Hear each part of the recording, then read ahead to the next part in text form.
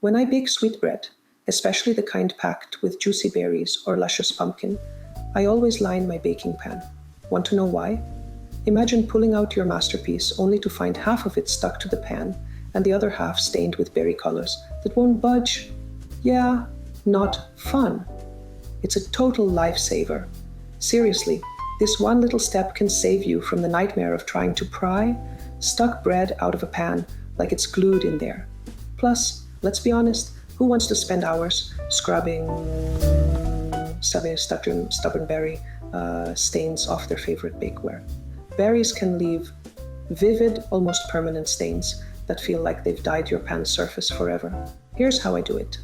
You'll need a loaf pan, a parchment paper sheet, and scissors.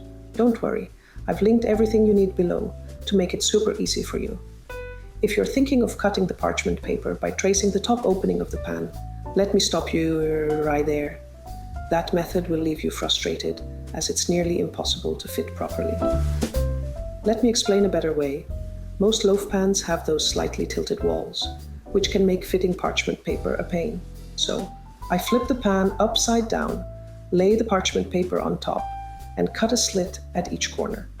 It doesn't have to be perfect. This isn't an art competition. Once the paper is cut, I flip the pan back over and fold the parchment neatly inside. It's like magic. Here's a special trick straight from my kitchen.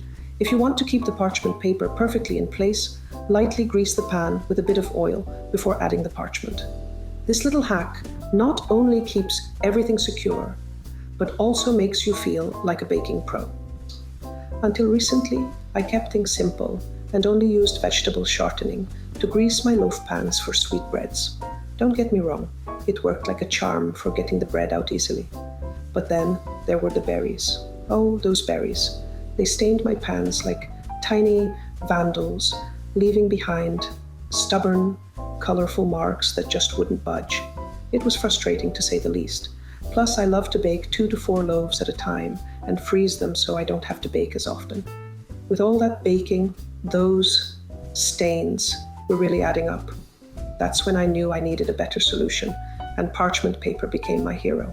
Now that the pan's ready, it's time to bake. My go-to is a pumpkin bread, topped with crunchy pecans and a sweet glaze. Just thinking about it makes me want to fire up the oven. When the bread is done, you'll see why lining the pan is a game changer. The parchment paper peels away like a dream, and your bread slides out perfectly. Clean up? Barely a thing. You'll feel like a baking superhero, and honestly, you deserve it. So that's my foolproof method for lining a baking pan. Try it out and let me know how it works for you. And hey, if you're feeling adventurous, grab some pecans and let's bake that pumpkin bread together. See you in the next video.